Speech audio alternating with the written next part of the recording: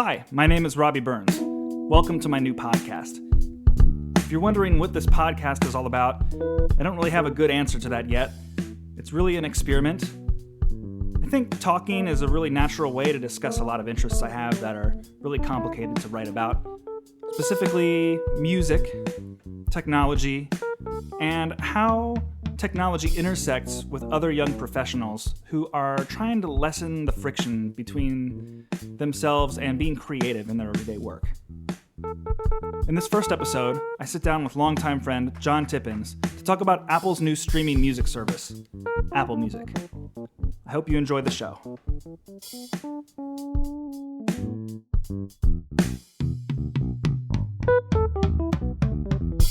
Hi, Jon. Hey, Robby. We're going to talk about PDFs. Oh, is that? I thought we had something else on the docket. Oh, what do we have? Maybe Apple Music. Maybe That's a better thing to talk about than PDFs.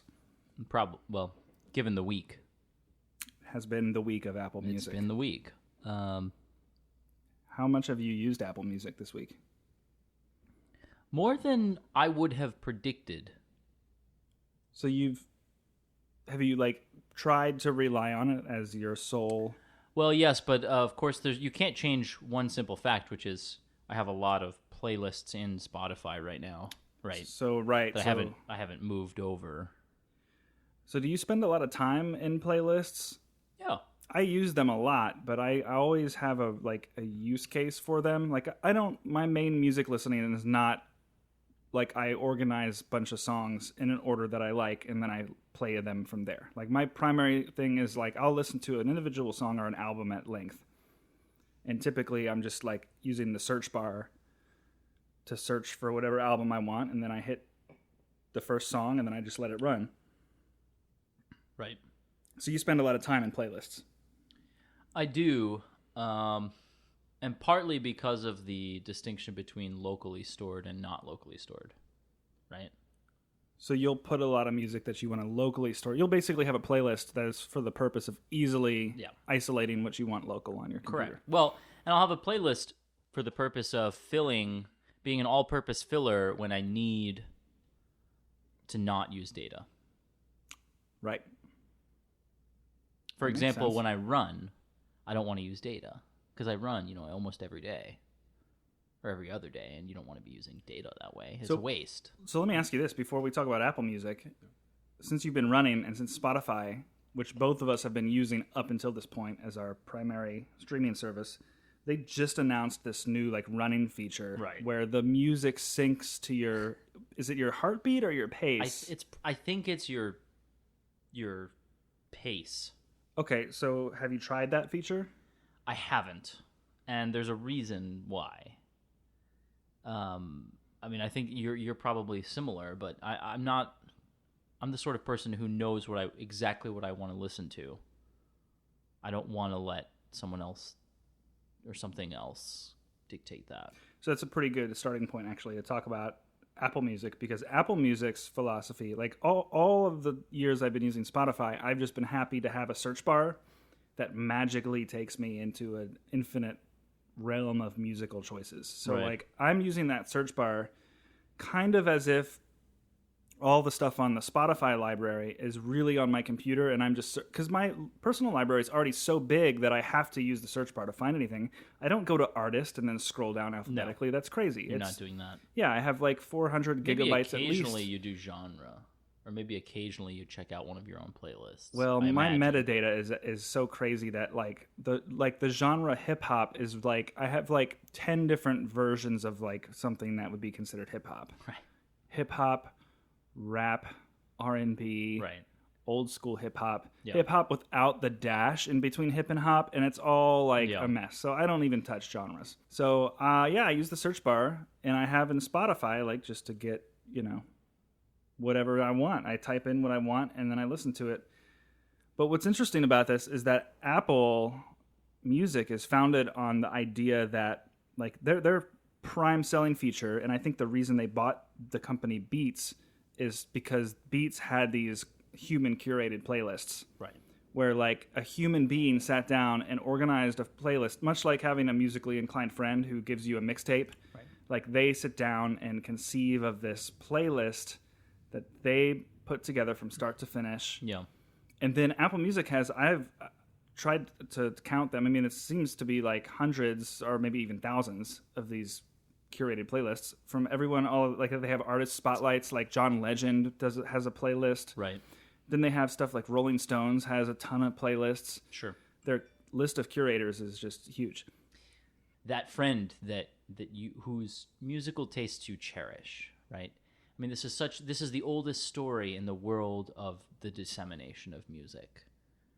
People have friends, and they want to know what their friends are listening to. And there's usually some subset of those friends that are considered to have better tastes, right? That, or even aside from whether they're considered to have better taste or not, people want to know what they're listening to. Right. And it's coveted, right? So this fascinates me because of what it says about music. So consider this, right? Why do you want to know what your friend is listening to, and what does it feel like when you're listening to his or her playlists or old cassette tapes or CD mixes for road trips or whatever it is, right?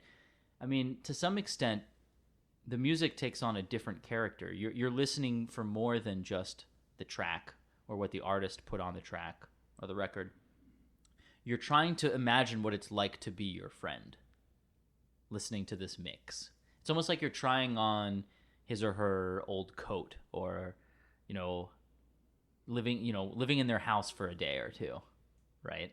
Right. It's this incredible sort of thing where you can imagine yourself experiencing the world through this person's eyes. Does that work? Does that experience happen when you get a celebrity playlist? That's the question I want to pose, right? I'm leaning towards no, right? None of this is going to, it's not going to work on me the way it works when I want to know, I want to go into your basement and pick out some records and imagine, it's not the same. Don't you want to know what your favorite artists are listening to? If that's in fact what they're listening to, but don't you have doubts? I mean, if it's for real, if I really do have access to what David King is listening to, right? That's cool. I'm in. Yeah, that's cool. I think I would like to believe that when John Legend does a playlist, that's all music he's listening to. I'm certainly he put the playlist together. I mean, I think this is interesting too, because this wraps up into this other feature that Apple has sort of made into a big deal. Well, there's 3 features that in their keynote to software developers about a month ago, they announced as the 3 main features that differentiate Apple Music. Right. And the first was this curation kind of thing. And the curation is not only these playlists, but it's also this radio station that they have. They have this radio station that's branded Beats. It's called Beats One. And they hired Zane Lowe, who was with BBC One. They hired all these really hotshot DJs to do a 24/7 live radio station that's worldwide. Yeah. Which is a very cool idea. I've enjoyed listening to it much more than standard radio, but it's mostly, pop and hip hop when I've tuned in. Yeah. But it's the same idea that, in fact, in an interview, which I can try to find a link to put in the notes of this episode, let's see, it was Eddie Q, who's Apple's software services guy. He's the guy in charge of iTunes and iCloud and all that stuff. Yeah. And then Jimmy Iovine, I think is how his name is pronounced. He's the CEO of Beats. They're sitting down and basically they're talking about why is a radio station that plays all genres of music going to possibly work? How is that connection going to be threaded for any kind of listener of any kind of musical taste? And their answer is basically that this will work because the DJ will make the context for the listener, which is an interesting idea. Sure. Have eclectic tastes, so it makes sense that I would buy into it. Sure. And when you listen to it, yeah, sure, a DJ can give that context. I don't know that having John Legend's name on the playlist and his picture really gives the same context. Exactly. But I don't know if it matters as much as long as the playlist is good. Yeah, And I couldn't agree more. And in my experience, the playlists are pretty good. Right. A couple ones I've really enjoyed, and I have to be careful because when Apple Music learns what I like, and I have to be careful to like not try to teach it that I only like one thing. Yeah. But it's been giving me really good jazz and really good hip hop playlists. Yeah. A couple ones that come to mind are Hipster's Paradise, Volume 1 through 3, which is just hip hop for hipsters, of which I don't think I am, but I really dig the stuff they've put together. Yeah. There's a whole series of playlists featuring jazz musicians as sidemen. So, like, as a sideman, John Coltrane. Yeah. And that's cool. Yeah, and that clearly has the touch of, like, a geek, about someone who's a geek and an expert about that musical style. I don't know, for sure. Not to mention that most of the playlists do have a logical connection. Right. From one song to the next. So I get into it. I don't understand. I'm with you. My biggest issue is that like I was never asking for that. Like I know what I want to listen to before. Right. But I have been getting a lot of fun out of these playlists. Sure. So it's a nice surprise. Yeah. How is Spotify though and every other competitor not going to just be able to throw money at this problem? And easily, like, all Spotify has to do is just start finding geeks and getting them to do... I don't even think... See, my take on this is that they don't even have to throw money at this because what Spotify did do right, it still can do right, and Apple, I mean, isn't not doing, but... So here's what I want to... Here's where I was going with this. I can release my playlists, my personal playlists. You can release your personal playlists. We're talking about on Spotify. Yeah, on Spotify. Right. And... that is the experience that I was trying to capture earlier. That is the experience of, oh, this is what my friend listens to for real. Right. And that is this sort of authentic thing that people are after, that Spotify captured really well. Right. And so that's interesting because there's a couple things I want to say about that. The first of which is that was the social features. I think Spotify nails the social features. Right. They give you like no one ever asks to know what your friends are listening to, but I think that little feature that through Facebook connects you to your Facebook friends and shows you what they're listening to, I kind of like that. I think it's cool. No, yeah. I love that playlists are public. I do understand why Apple doesn't have a free tier for their service, but I do love the fact that I can send a link in a tweet to a Spotify playlist and know that any person, even on the free tier, can at least listen to that link on a desktop computer, if not mobile. That's a really, that kind of cross-platform nature is what I think makes stuff like Spotify, this third-party stuff, still compelling. Yep. And certainly the shared playlists, I mean, that is not a feature that Apple Music has. No. And I do love our shared playlist with a few other friends of ours where we just dump music we're listening to into the playlist. That for me is musical discovery. And musical discovery is important, but to me, it's funny, like, to me, I curate my own musical discovery by curating good friends who have good musical tastes, who then supply me with new ideas.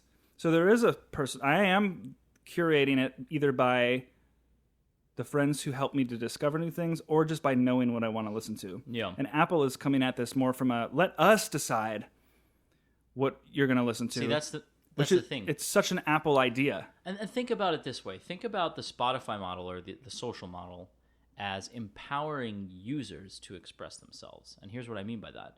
If you're someone who is known in your little mini community as having exquisite taste, and people kind of want in on your taste, but no one's ever really... I mean, no one just walks up to you and says that, right? Mm-hmm. But so services like Spotify can allow that person to express that part of themselves. People can follow your playlists. You can make your playlists public. And that is real. I mean, it happens. It's not like I'm not just making something up. I mean, real music is shared that wouldn't otherwise be. Right. Because of Spotify. Right. Now, just to get into the technical nitty-gritty, you can, and I've really looked into this, you can share a playlist or a track on Apple Music. And it's not the old XML way. No. Okay. We were looking this up the other day. It's not that old school way of sharing, like saving a playlist to your hard drive and then dumping it in a folder. No, you actually can hit the share sheet button, the little box with the arrows sitting out of it. My question is, and we can try this now if you want, is I don't know. Well, actually, we can't because you're an Apple Music subscriber. But the idea being like with Spotify, at least someone on a desktop computer can actually listen to that track, no matter who they are. Whereas I think with Apple Music, you must have to have an Apple Music subscription to be able to actually play that back. So that's the other major difference, and we should address that. This non-free tier thing, right? Right. Well, can we talk about that in a second? Because the social thing, I feel like there's like one more element to the social thing. Fair. Like with the idea that Apple and other artists or other music journalists are going to curate it for you, that is a really interesting contrast to what you're saying about Spotify, which is promoting user empowerment, right?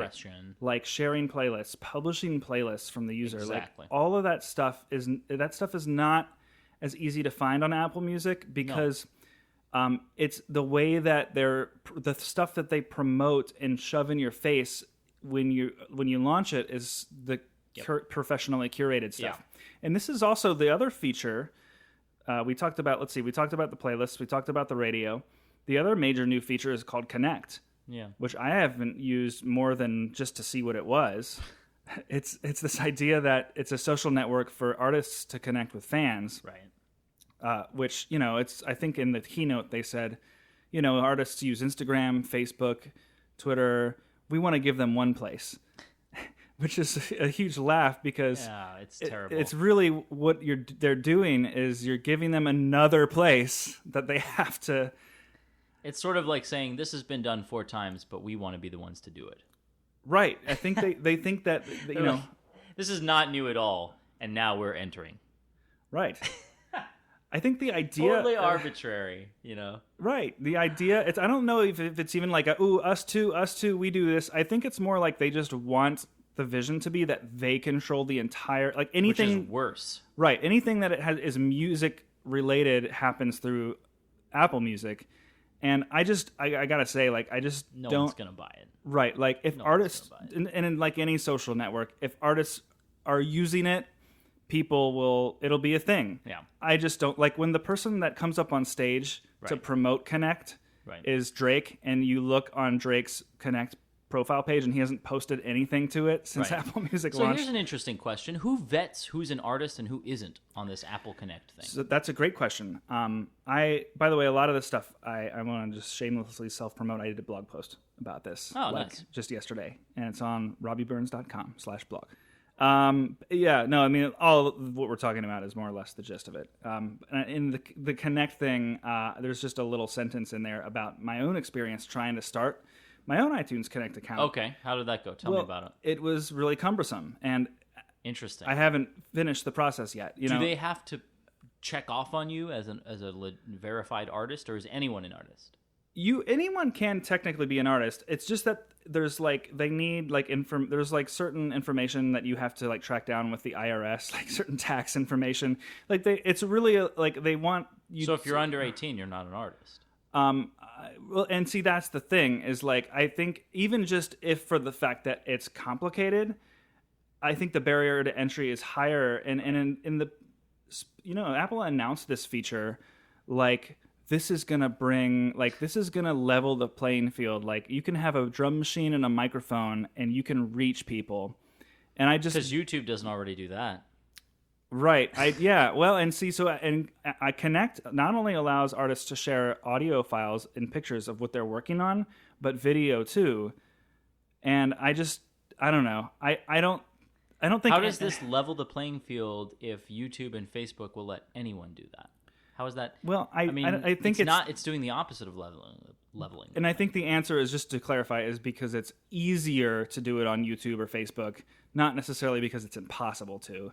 That's what I'm saying is, so if YouTube and Facebook are more inclusive of who is an artist, that means that they're doing more to level the playing field than Apple is. And they came before Apple did. So, right? I mean, it's just a total regression. Right. Yeah. I just don't think it's gonna catch on. I think I don't know. maybe I'll eat my words, but in like 3 years, I think I agree with you on that. Give it 3 years. I think it's. I mean, unless they make drastic changes to it, I don't. Come on. Yeah, I don't know. This is gonna. I mean, I guess Google Plus is still around, but I was about to compare it to that. Well, everyone. Google, I mean, when Google made their social network, everyone kind of thought, could this be the thing, right? Could this be? Well, it goes to prove that you can't engineer the thing. It just sort of has to happen at the right time and right place. And then once it gains enough traction, it's the thing everyone uses. Right.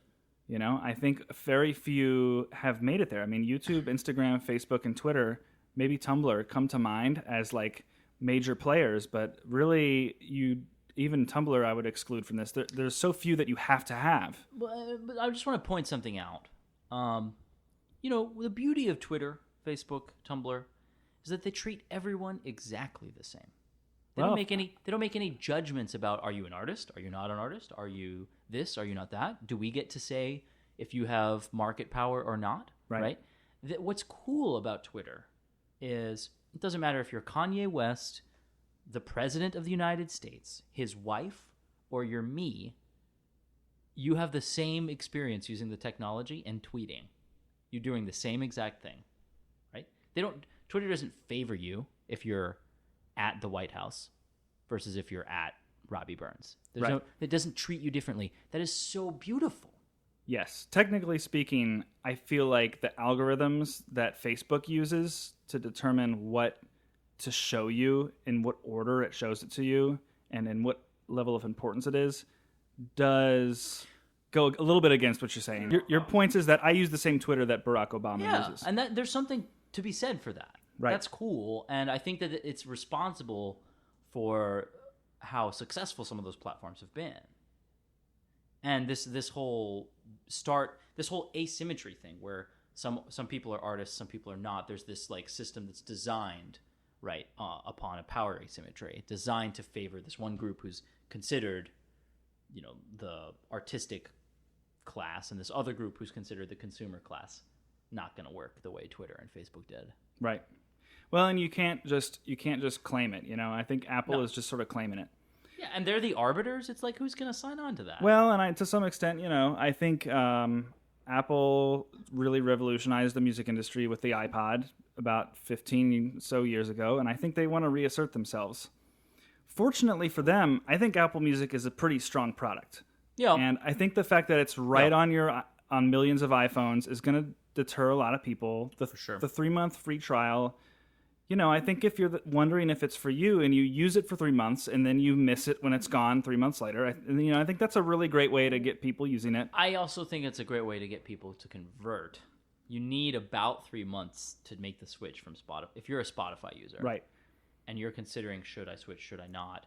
And there's this inconvenience factor like I have, where all your playlists, right, and there's a ton of them, are on Spotify. You're not going to want to like take the time out of your life to make this. It's sort of like doing the laundry. You're just going to put it off, right? Right.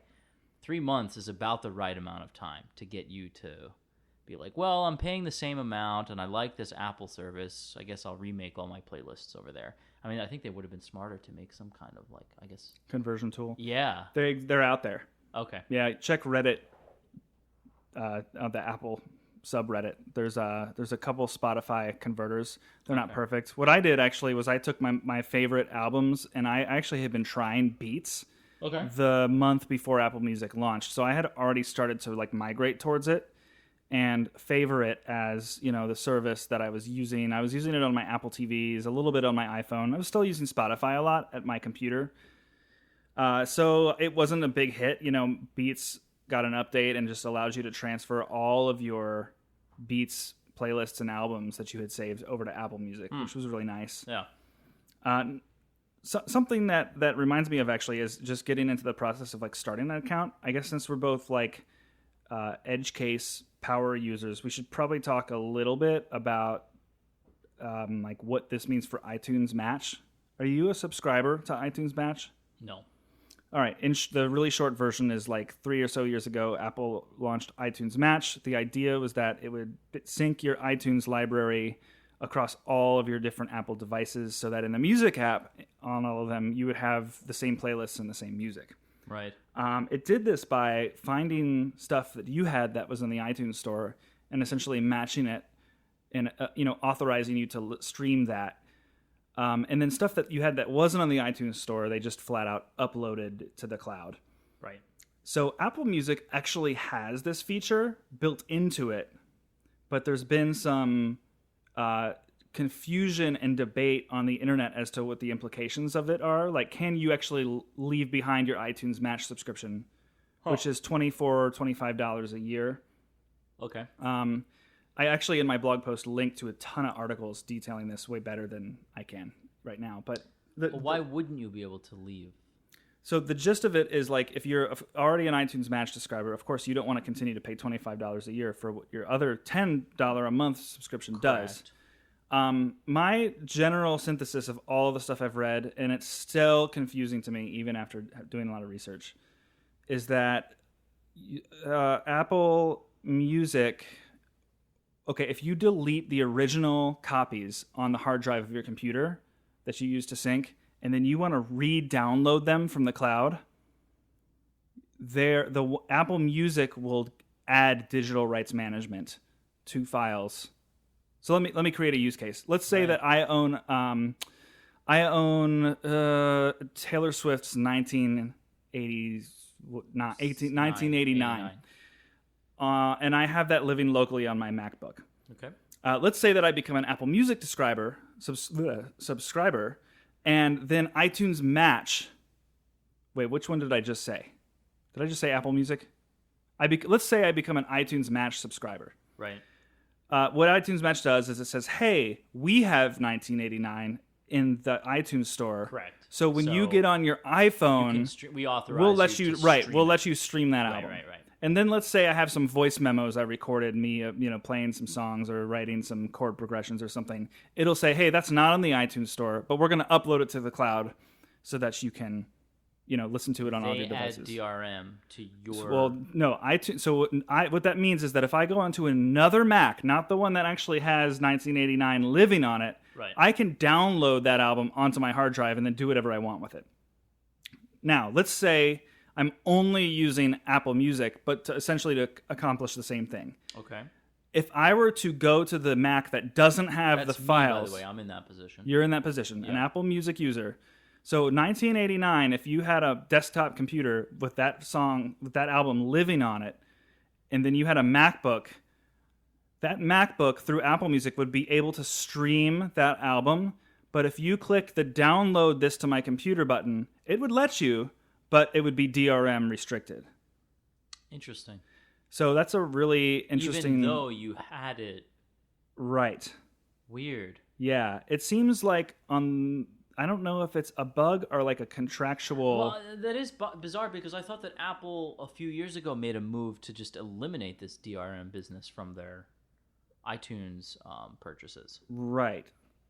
That's odd. It doesn't make sense to me why, especially because Apple Music is more expensive, why the contracts they've signed to get Apple Music off the ground would be different than iTunes Match.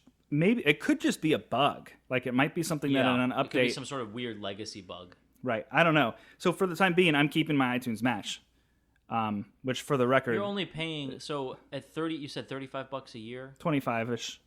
It's 2.5 more Spotify subscriptions a year. I'm sorry.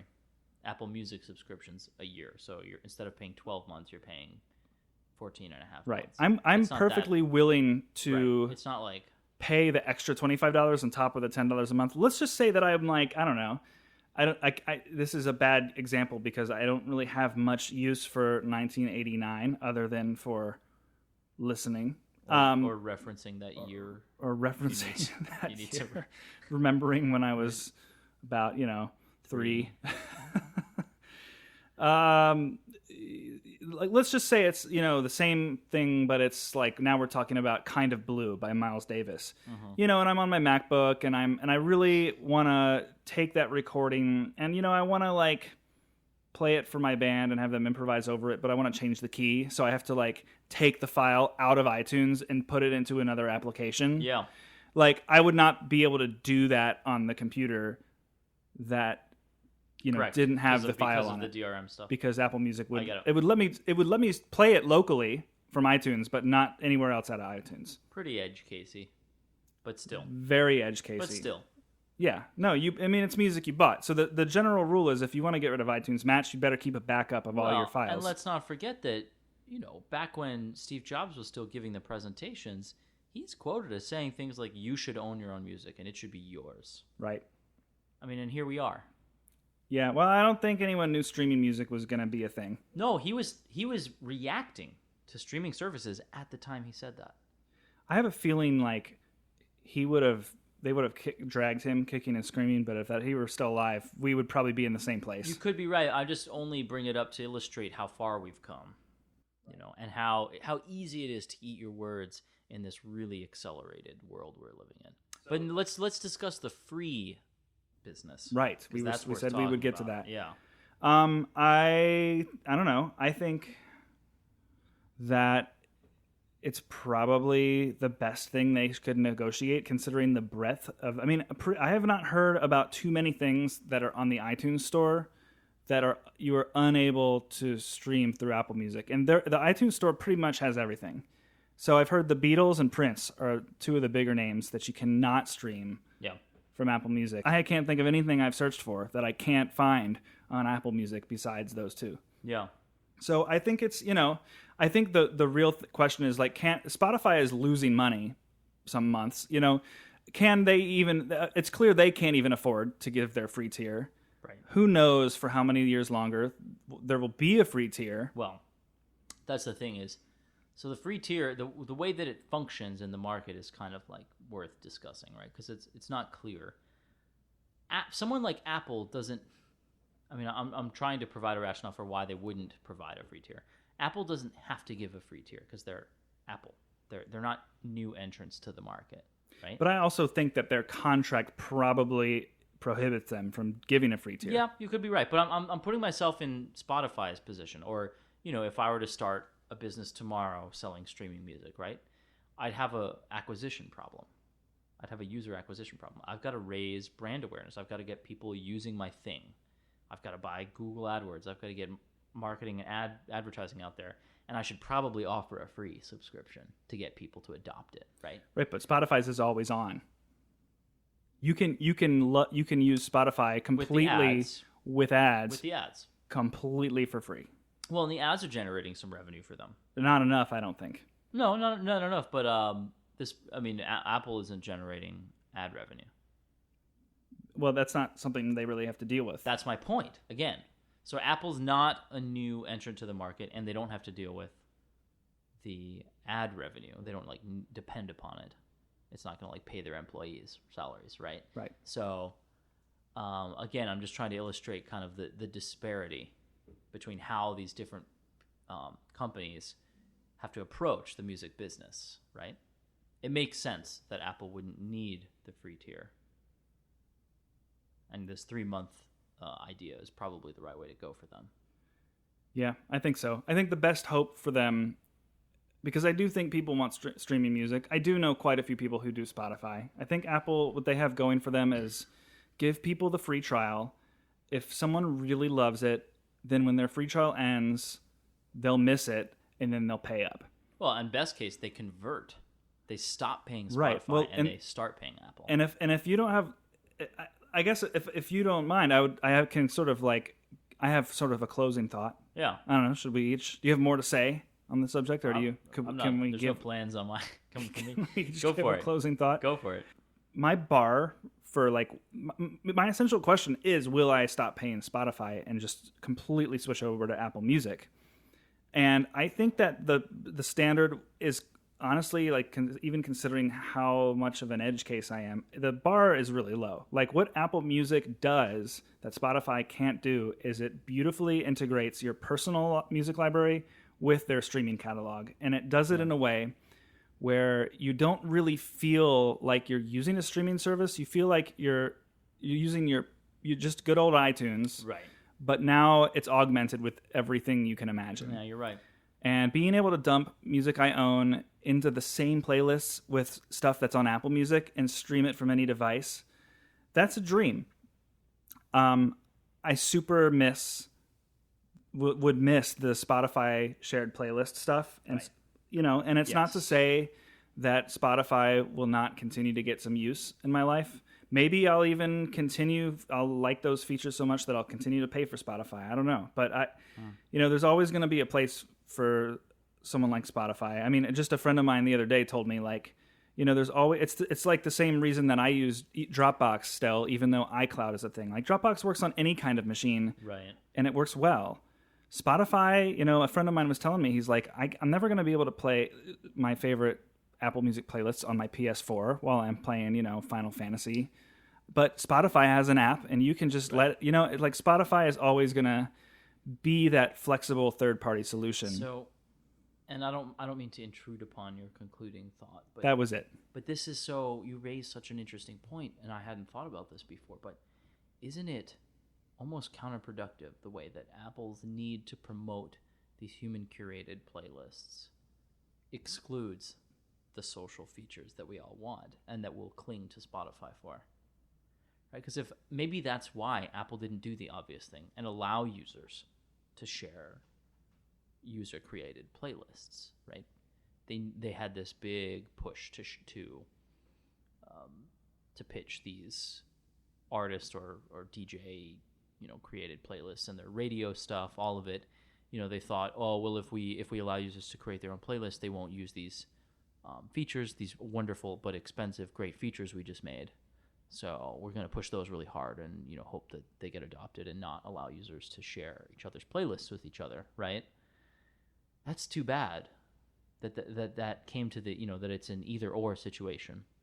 That it came to that they had to exclude those awesome social features, which are, like I said, they're as old as music is. The need to share it and know what your friend is listening to. It's so a part of the process. I don't think. Okay, so I know I said that other thing was my closing thought. It wasn't actually. So I think that it's not. We can't know that Apple won't add those features later. Like, this is a very new product. Sure.